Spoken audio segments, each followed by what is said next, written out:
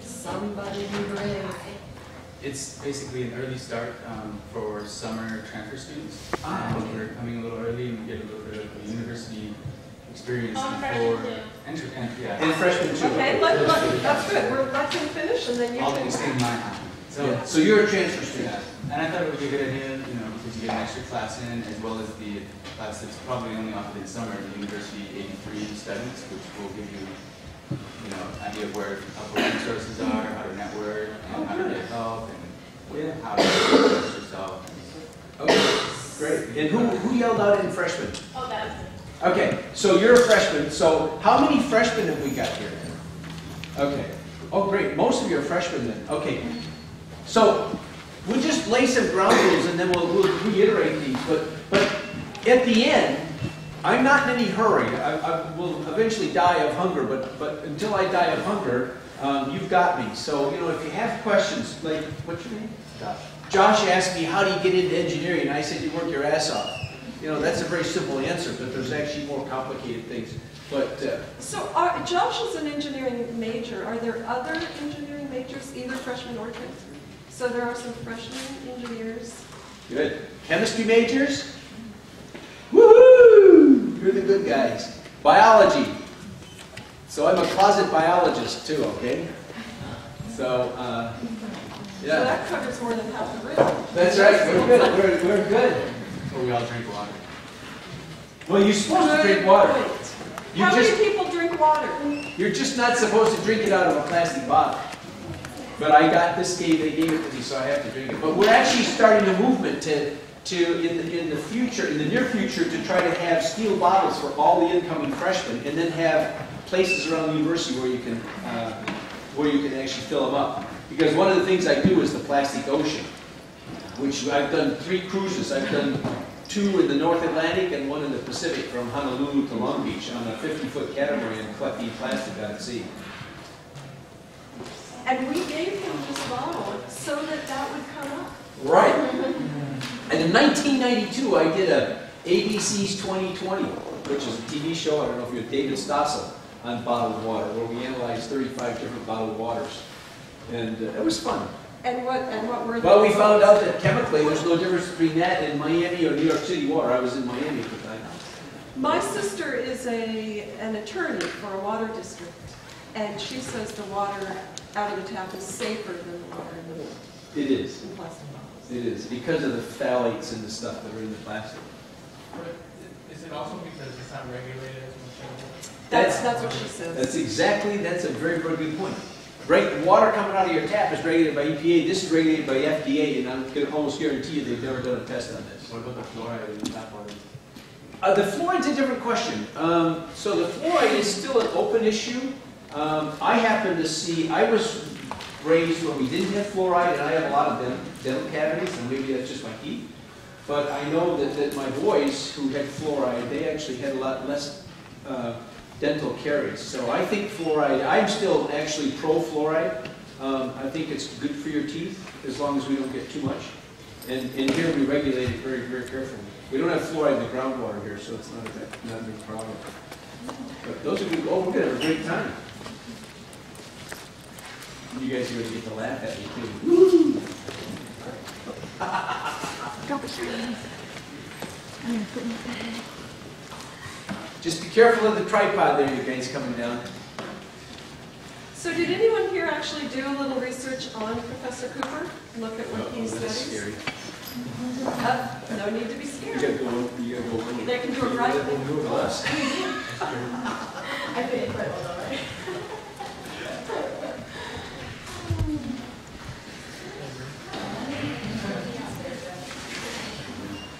When they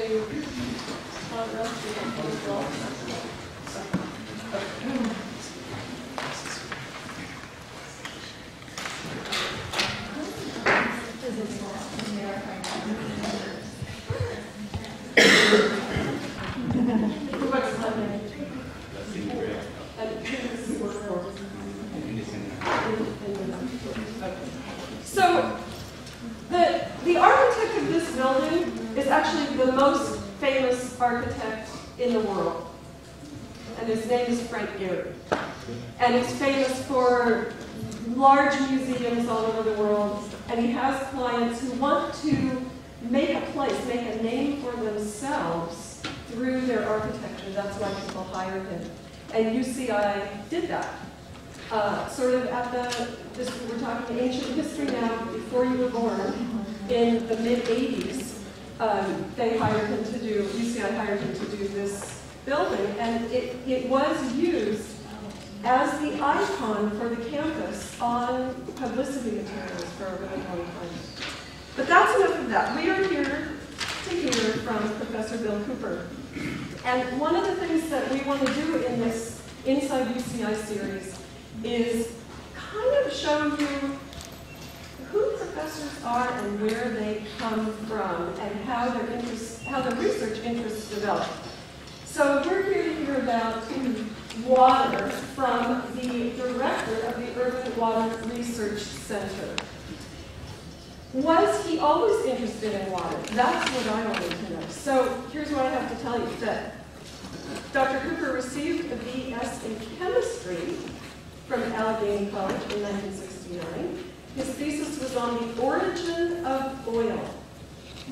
And from there, so that's like late 60s, a couple of years later, he was at Penn State studying the origin of coal. And then did service in the Army, and as a civilian, he ran a water reuse program. And then went to Florida and became the director of the Drinking Water Research Center and completed his PhD at the University of Miami in 1987, about the time this building was built, actually.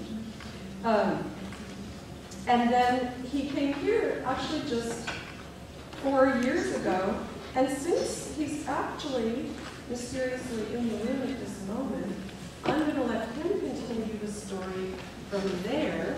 If you will, please, Professor Cooper.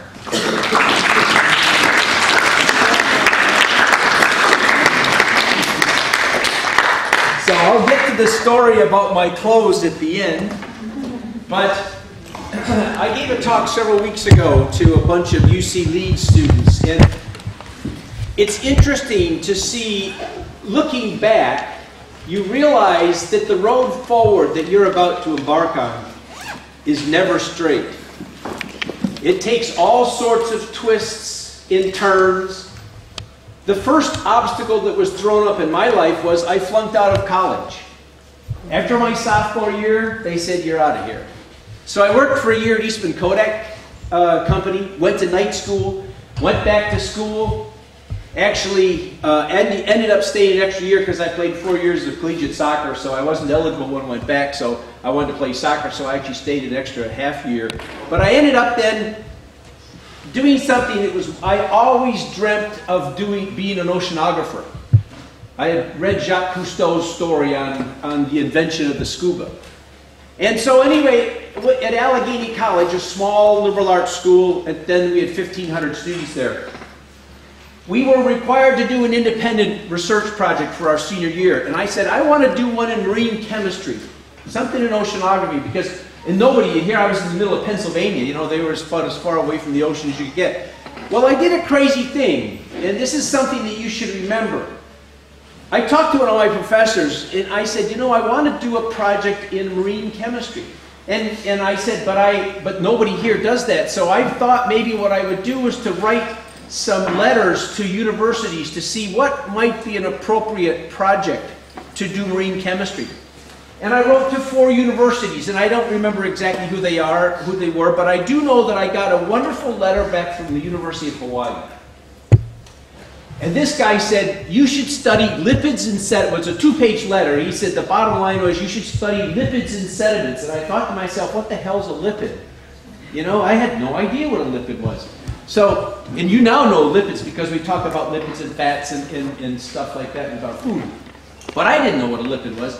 So, and coincidentally, the next week, an American Scientist article came out about lipids and sediments by a Max Bloomer at Woods Hole. I called them up. I either wrote them or called them up, I don't know. We didn't have email at that time. Now, mind you, this is in the 60s. In fact, I was carrying a slide rule. I didn't even have a calculator. We used to, you knew all the geeks on campus because we all wore our slide rules on our hip, you know, the old John Wayne whip out your slide rule trick. So at any rate, I wrote him a letter and I said, can I come up for my spring break and see what a lipid and sediments are? And he put me up at visiting quarters for scientists. Woods Hole is second only to Scripps Institute of Oceanography in the United States for oceanographic work.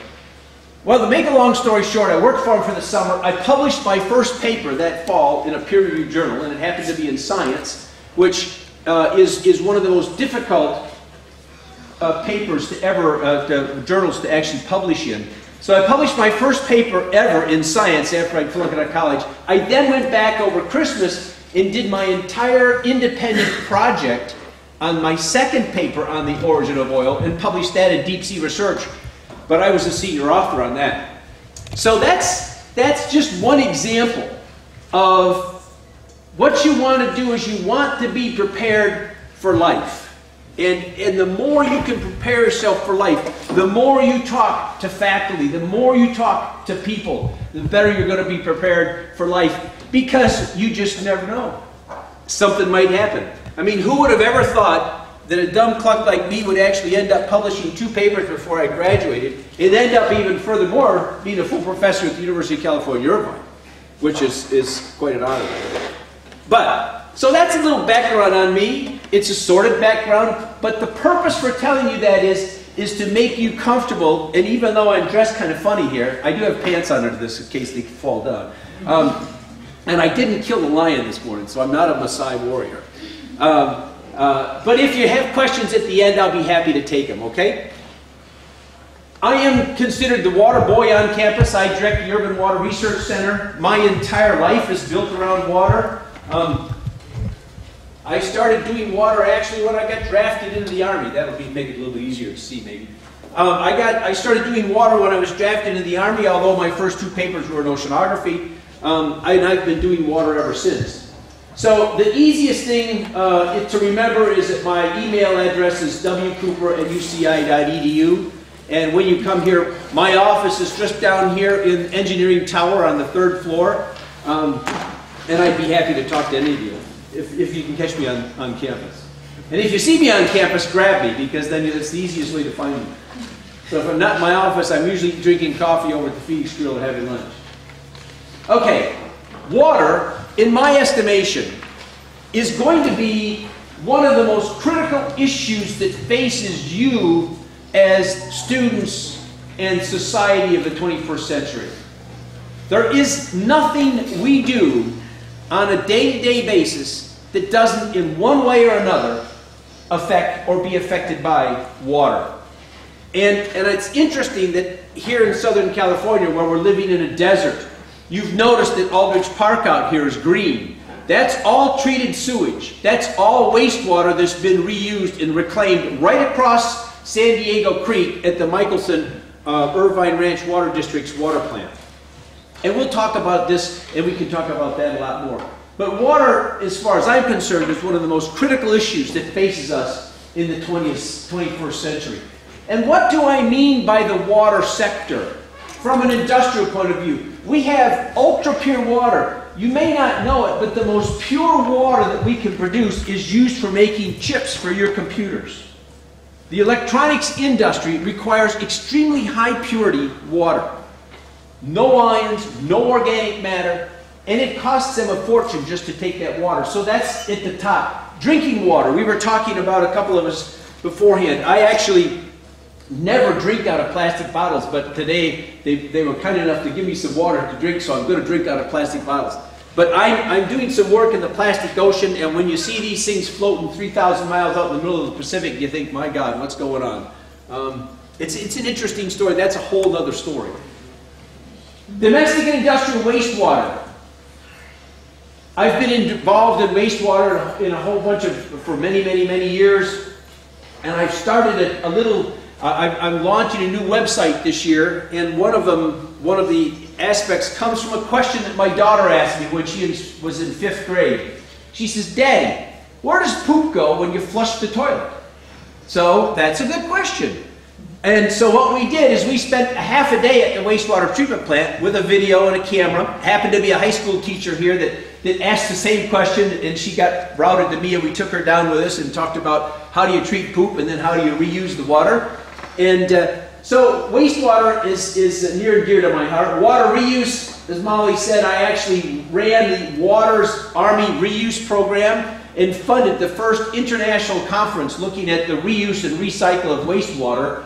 And that was in 1979 in Washington, D.C. And today, the world's largest indirect potable water reuse plant is 5 miles north of here. In fact, I was there yesterday. It's in the Orange County Water District, where they take 70 million gallons of wastewater every day and they purify it, and then they re-inject it into the groundwater at your drinking water. That water is more pure. In fact, it's a shame we can't just drink it straight, because it's much more pure than the groundwater.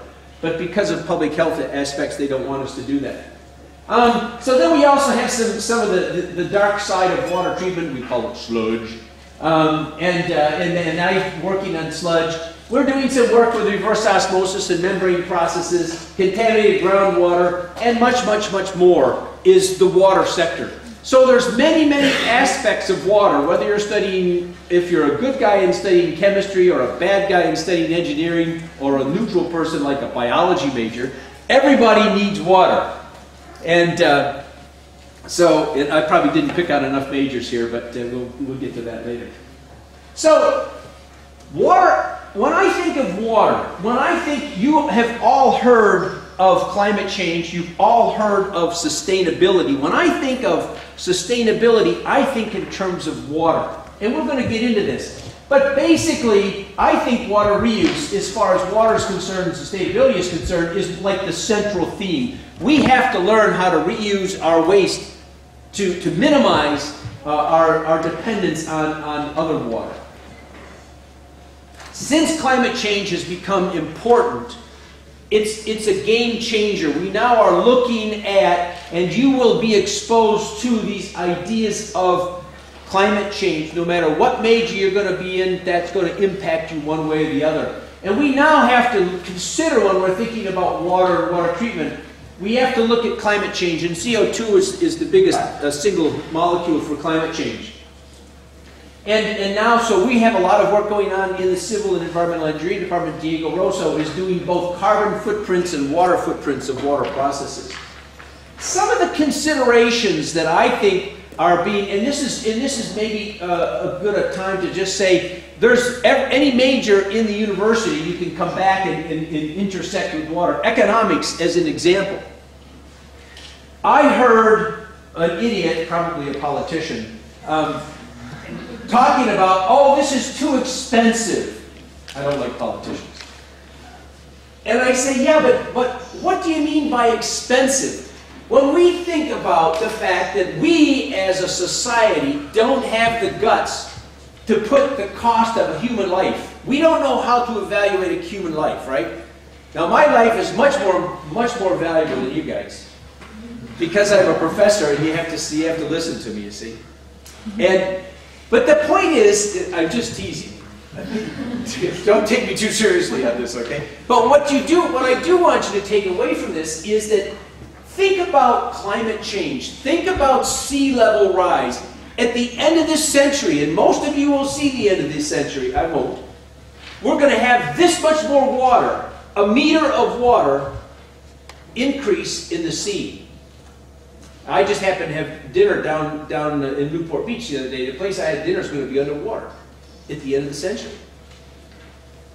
We are going to lose 20 nations in the world. There's 193 nations, 20 of them will be underwater with a meter of sea level rise.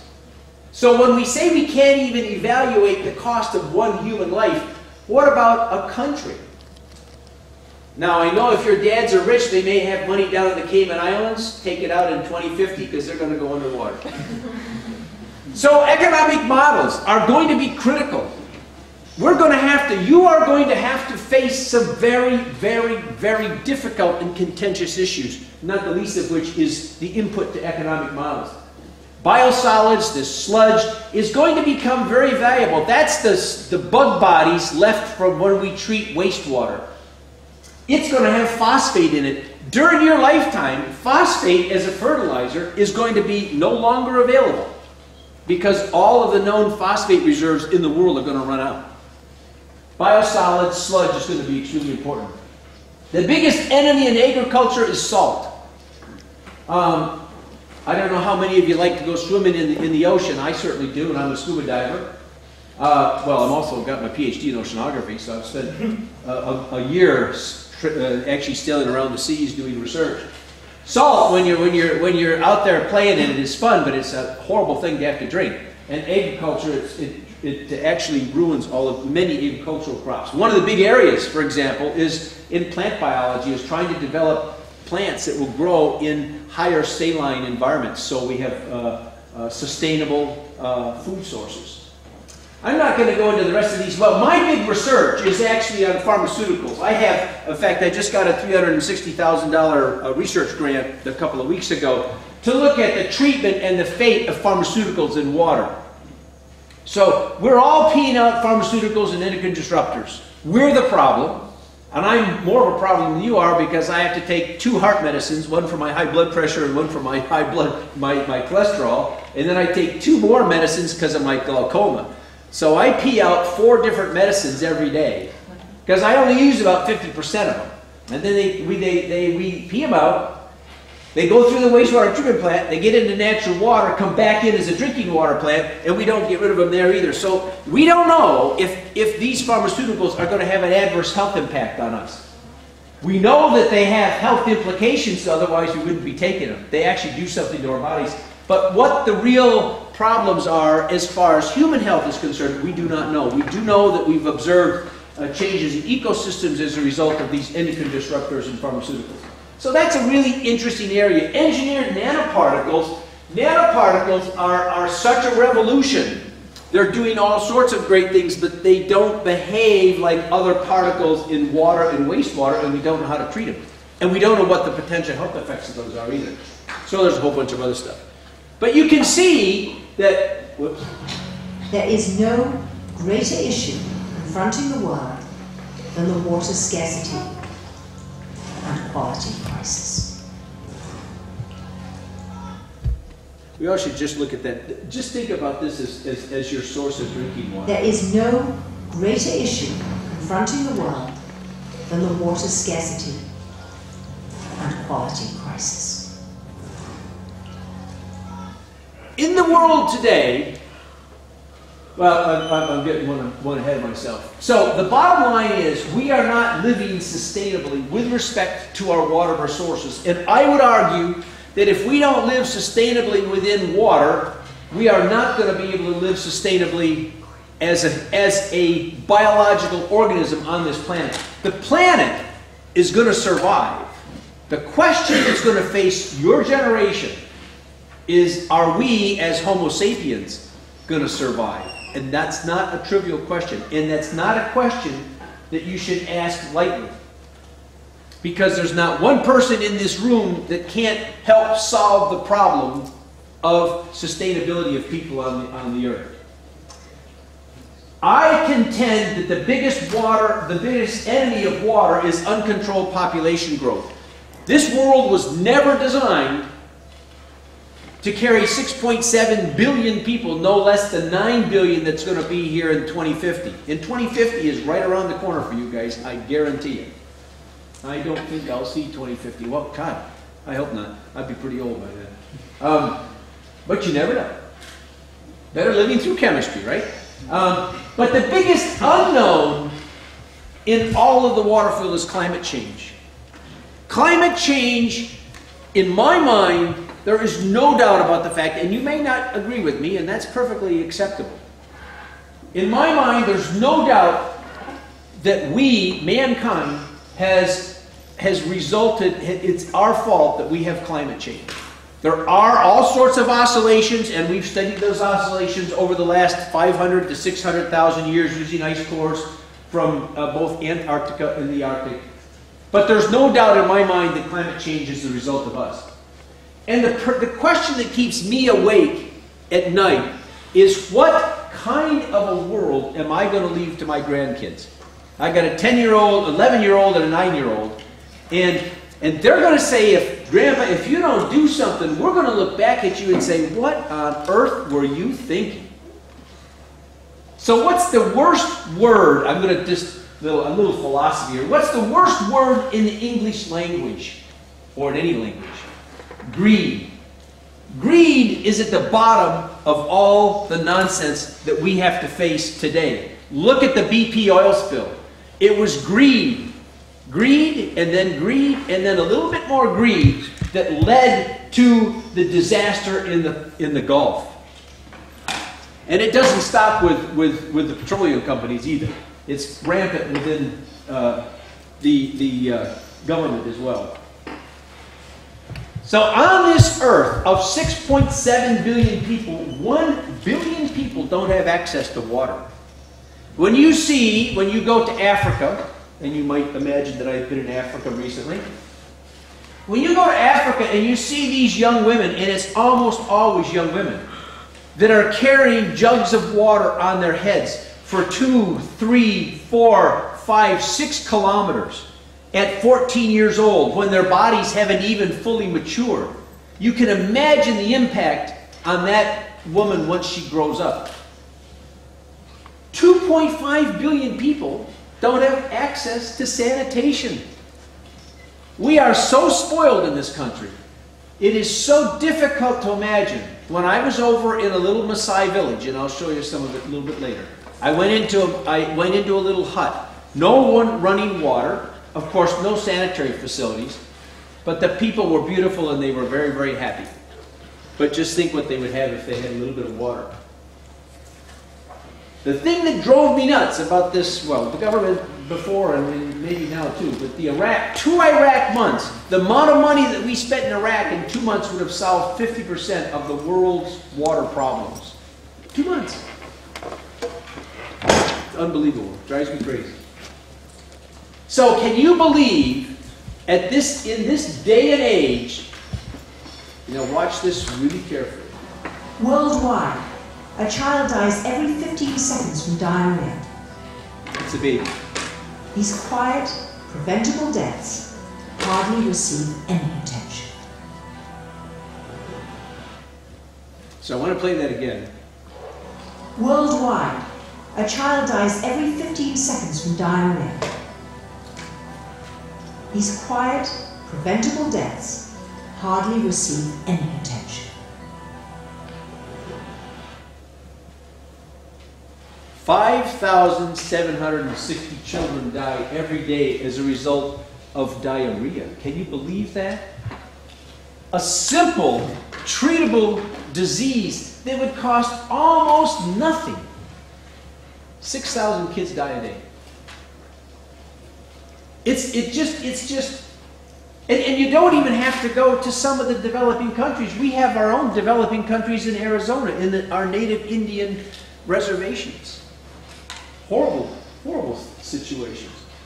I think that if nothing else, if as you go through the next 4 or 5, or if in my case 6 years to get out of school, thinking, and every day you just think about, remember that crazy guy that was running around in that red robe and he talked about water. Just think about water. Think about how easily and accessible it is. And if you have an interest in helping like developing countries, we have a phenomenal Engineers Without Borders. They're leaving on Friday of this week, the student group, to go to Kenya. They're going to go to a city north of Mount Kenya, and they're going to be working with a school to give a little school water for the students. A little act of kindness, costs almost nothing, but it makes a difference. And that's really cool. Making a difference. When we talk about water, and we talk about a population, by 2050, the amount of food that we're going to have to produce is going to be 70% more than we produce today. The problem is, in the United States, how many of you have flown over the United States? Maybe other places. I've just flown from like here to the East Coast. And if you've ever sat by a window and looked out in the middle of the United States, just miles, in fact, hours after hours of nothing but lush fields that are raising crops. All of that agriculture is based on cheap oil. Okay? Cheap oil is the reason we've got climate change. So we have a problem. Agriculture as we know it is going to face radical changes in the 21st century when we run out of oil. And God forbid we don't start using coal for oil, because that coal will kill us as far as climate change is concerned. There's plenty of coal to power the world for another 200 or 300 years. If we burn all that coal, you guys won't have to worry about you could be wearing clothes like this anywhere, because it will be so warm. That's probably going to take a couple hundred years, but so you probably won't see that. But the point is that water is going to be right at the intersection of food and also oil. So we've got these nexuses, we've got these intersections of competing needs. We need food and we need water. We need food, we need oil, or something. We need to change the way we do business. In the United States, it's really interesting, because water is one of the, if not the most essential thing of life. I remember taking my economics course, this is going way back, in 1959 as a freshman in high school. And the first day we learned that water, food, and shelter were the three essentials of life. Interestingly enough, they hadn't identified air, oxygen, as being an essential of life, which we know now it is, of course. But so we got to add that. But I think water, if you don't have water in any shape, you'll die within about 5 days. So without water, you're dead meat. The regulatory framework that assures us of clean water was built basically in the 1970s, when we had about 210 million people in the United States. The most recent census has put us, I think, a little bit over 307 million. So we've got 50% more of a population today than we did when all of the environmental regulations were formulated. And it's about time we start looking at some of those.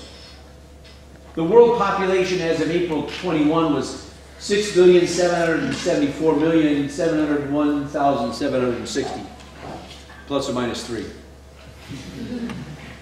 Do we have a problem? I think we do. I think we've got a major problem, and it starts with you. Well, actually, I like to even take it a step lower. I do a lot of work with the K through 12 students and getting them excited about water. And I'll show you a little bit of stuff we're doing. But we've got to start to do some drastic rethinking about how we deal with water. Climate change. As I mentioned, population is the biggest enemy of water. Climate change is the biggest unknown when we're working with water. Pat Mulroy, a friend of mine, who runs the water and wastewater for all of Las Vegas, when she was asked the question, what keeps me up at night? And her answer was very clear: climate change.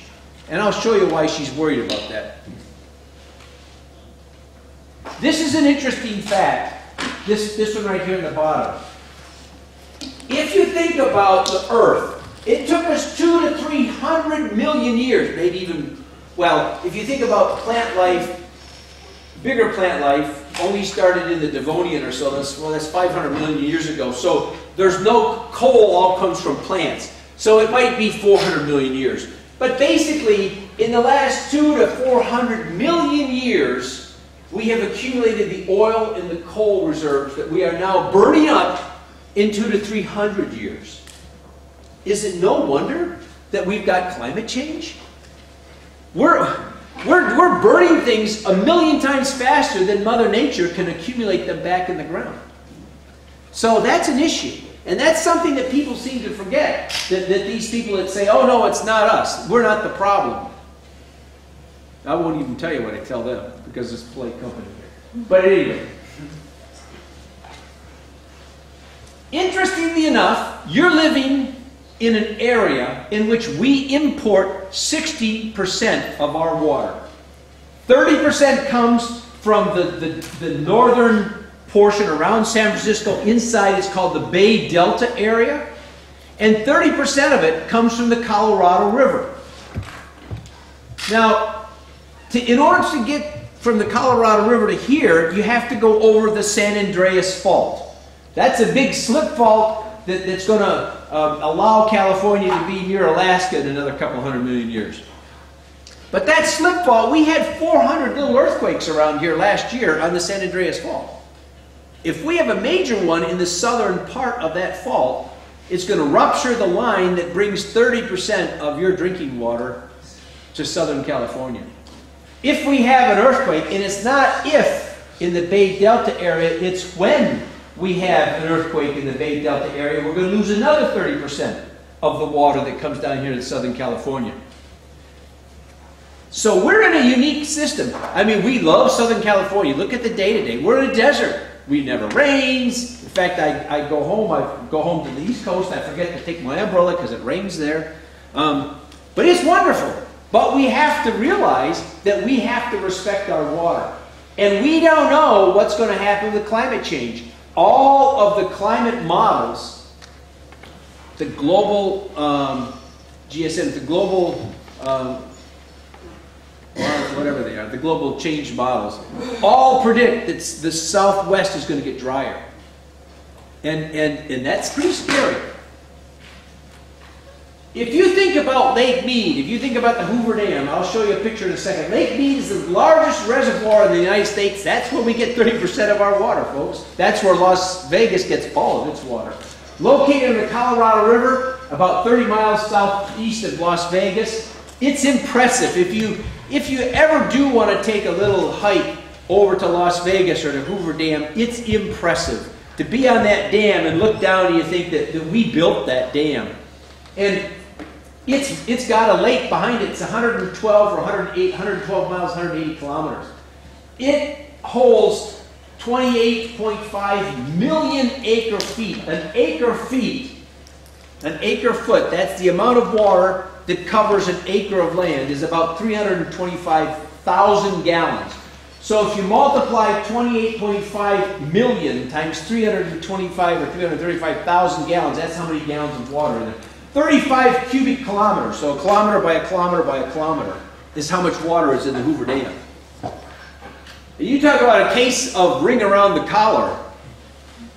This guy's got a case of ring around the collar. This is Lake Mead.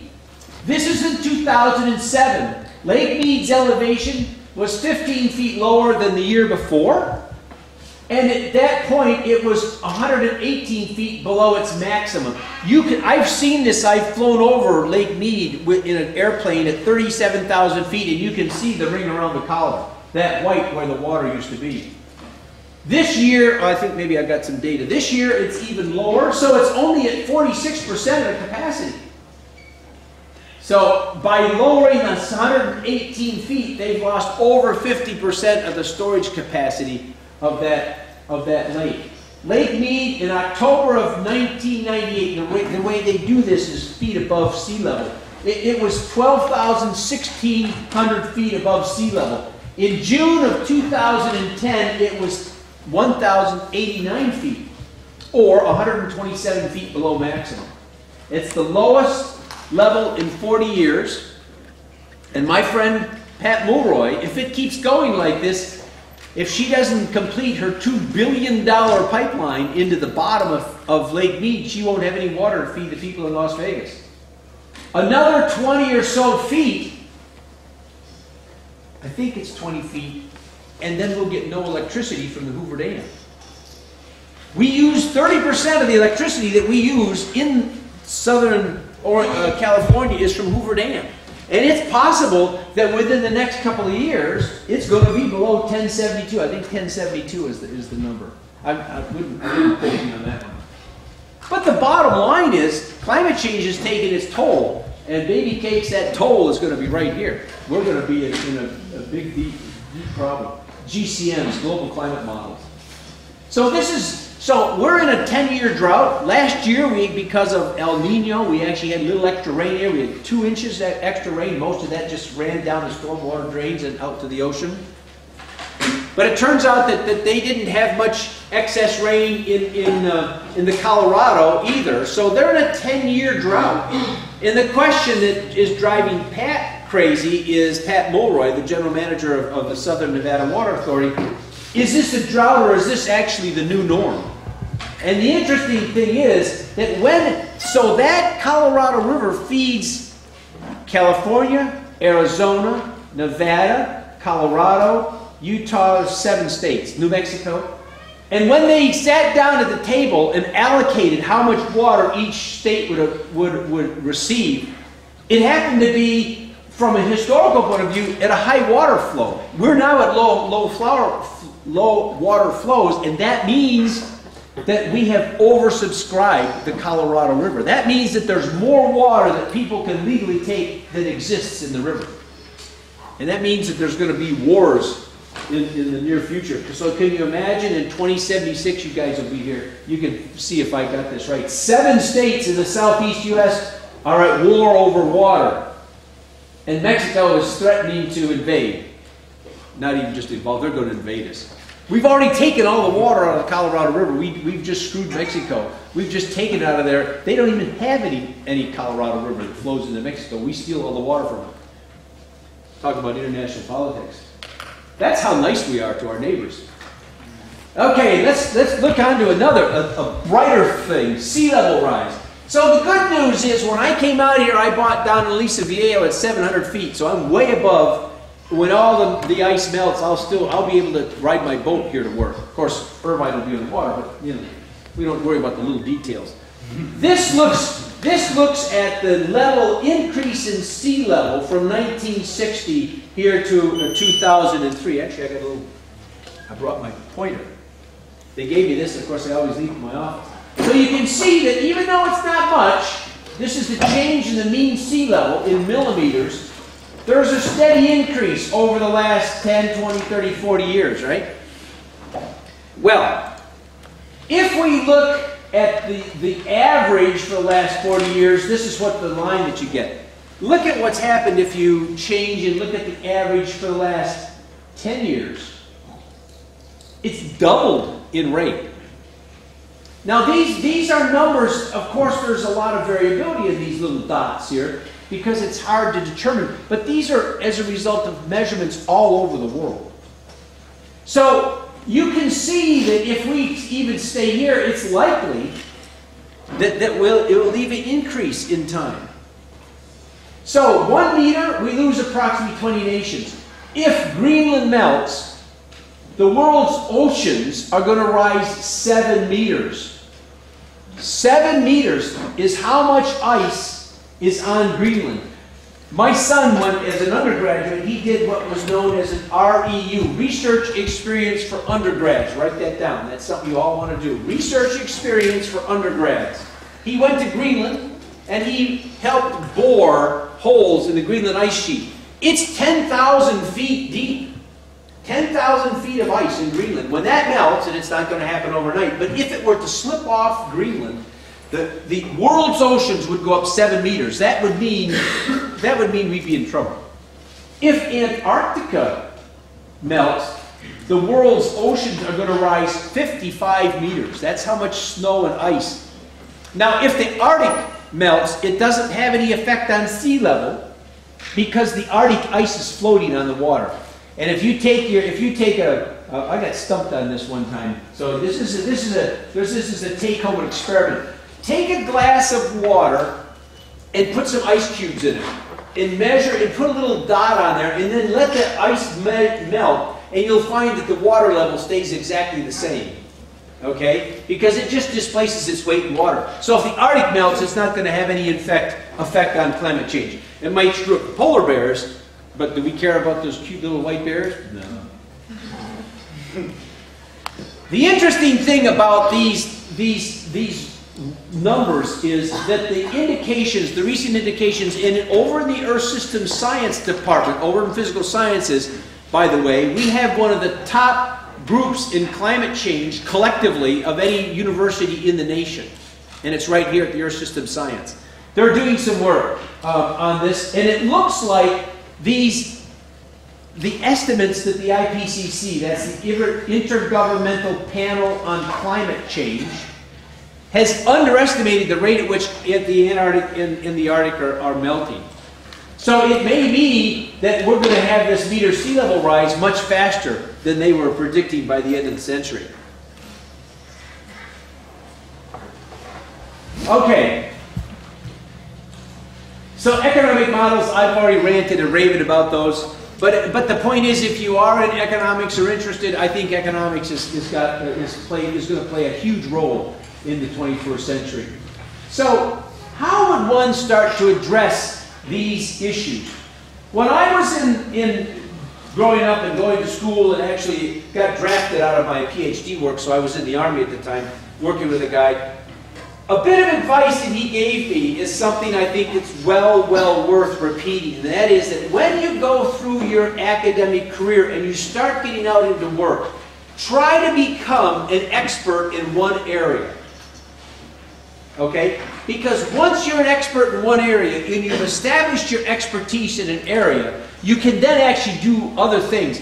I've actually, through my career, become an expert in chlorine analysis for drinking water. I dabbled in biogenic sulfur for a little while. I'm now considered an expert in advanced oxidation processes. But all the time I get into these new areas and you find that you go back to some of the roots. I just published a paper in 2007 that I wrote the first draft of in 1984. It took me 23 years to publish the bloody thing. Because I wrote it and didn't really know what the story was, but then the story came along in 2007 and we published it.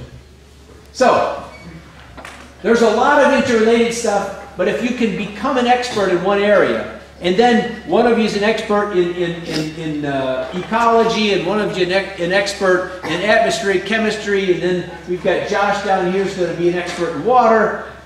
You guys all get together and start developing interdisciplinary teams. And that's how you're going to solve the major social, scientific, and engineering problems of the 21st century. So now we've got a nexus between the environment, energy, food, water, and law, God forbid, and economics. So you can see that the trend is, in fact, to become interdisciplinary. So this is interesting. I gave a talk a couple of years ago to a bunch of non-water people in Salt Lake City. And I thought, how can I impress upon them how valuable water is? So I went down to Lowe's and I bought 50 pounds of sand. And I determined that that sand would cost me 10 cents a glass. Now, if you drink sand, it's good for birds because they have gizzards. It's not really good for us. It doesn't really do you a lot of good. If you want to drink beach rock, that costs 37 cents a glass. Now, I have some in my house that the guy before me put in. And this plain old green gravel is 14 cents a glass. Do you know how much we pay for tap water here in South? This is from my bill. 0.02 cents per glass. Does that make sense? That's nothing. When I was standing in front, so I have a Prius, so I'm a good guy. I'm going hybrid. When I was standing in front of the gas station a couple of years ago and was pumping gas at $4.68 a gallon, I thought, you know what I actually thought? I said, holy shit.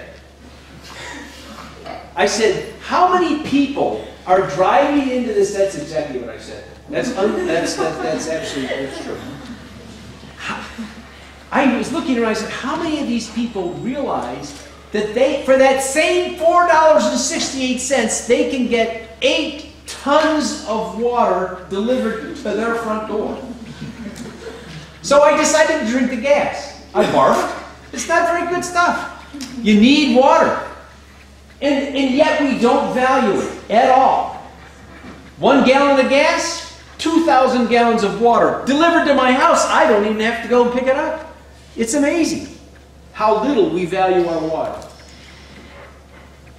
I have to look here because I never know what I'm going to say next. I could end up off in a whole other world. So yeah, so I guess the real question is, this is the other thing that keeps me awake at night, is do we as a country or a world have the political will to do what is right for the country or the world? Or are we going to continue to do business as usual? And our grandkids are going to say, what in hell were you thinking? This is the challenge that I give to you guys. Think about the world. Think about doing something good for the world every day. And I tell you, it's going to be, there's going to be a change. I was on a plane one time or at a meeting, I don't remember what. But I had some old fart say, you know what, you guys, you college professors are teaching these students about climate change and all this stuff. And I said, no. I said, they're demanding it. You guys need to be the agents of change in the world. And you can do that. You're at one of the best institutions in the world, UCI. And you have some of the best faculty members in the world at UCI. And you can affect change if you want to. And it really is something that's going to be it's going to be something that's going to become more and more important. Transcending the current regional conflicts, it is widely believed by a diversity of entities that water can be a bridge to peace in the Middle East and other parts of the world. And I do believe that. And that happened to be, that was the third clip I've shown, that was Jane Seymour. I don't know if you know Jane Seymour. She was my guest of honor at a dinner I had down here because she's the narrator of that film. It's called The American Southwest, Are We Running Dry? And she is an absolutely wonderful person and is very much involved with water. So one of the things that I do for fun is we've developed this WIN, Water Innovation Now. And we hope to engage the K through 12 students in thinking about a world without water. Come up with neat and innovative water conservation ideas in WIN neat stuff.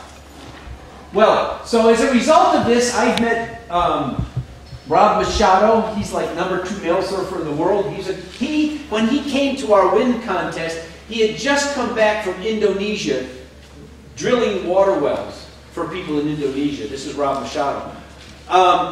Rochelle Ballard's #1 woman professional surfer in the world. Danny Way is #1 skateboarder. He jumped the Great Wall of China on a skateboard with a broken foot. The first time he did it off TV, he crashed and broke his foot. And he then did it successfully. Bob Burnquist is the #2 skateboarder. Rob Machado, Danny Way. Jeff Rowley is another skateboarder. We've got all of these people that are action sports extraordinaires saying water is cool. And I tell you, if you get a Rob Machado or a Danny Way, and they're really, really, really nice guys. I mean, they really are. Rochelle Ballard, I hung out with her at my gala where Jane Seymour was. And these people are all committed to doing the right thing environmentally. And it's really, really fun. And guess who we have signed up for our 2011 WIN contest? It's a group that's doing their 50th anniversary, 50-city tour, and it's a little group known as the Beach Boys from Southern California, and they're going to be endorsing our WIN 2011 contest. So my dream now is to get up there and play my didgeridoo. I should have brought my didgeridoo. I forgot that. Damn. I want to get up there and introduce them and play my didgeridoo. Do you know what a didgeridoo is? It's an instrument that's used by the Aborigines in Australia. It's one of the oldest known instruments, and you blow into it. It's actually a tree that the termites have dug out, and you go in there. Oh, it's so much fun. I'm up to 3 minutes in circular breathing. But if I could get the Beach Boys to let me come on stage with them, wouldn't that be cool? So these are some of our sponsors. And you'll see some of these, and we're actually getting more, and we've just met with a bunch of people. So that's a lot of fun. If anybody wants to volunteer with us, we can always use judges. This is the little village of El Rai, and it's just a little bit west of Mount Kilimanjaro in Tanzania. And we were visiting there to write an MOU, Memorandum of Understanding, between the East African Partnership, and that's a group of us, and them, to help provide them with a clinic, to help provide them with water, and with sustainable food. This village, in the drought 3 years before this, had lost 70% of their cattle, 50% of their goats, and 50% of the donkeys. In other words, they were really hurting. And you could see that they were very interested in trying to better themselves. This is Simon, the chief. This is the head of the elders. I'm not sitting, I would have been sitting right about here because I'm taking the picture. But now, don't I look like these guys? They look a little bit more normal in this stuff than I do, don't they? But they're unbelievably, really great people. So here we were talking about water, and these are the village elders sitting on the hill, looking down at us. And all of a sudden, Simon's talking Swahili, and he turns and he says, everybody turns at me, and he says, Ali Guanani ya Kijiji Elarai. And I thought, oh my God, what did I do now? What that says is, you are the chief of the village Elarai.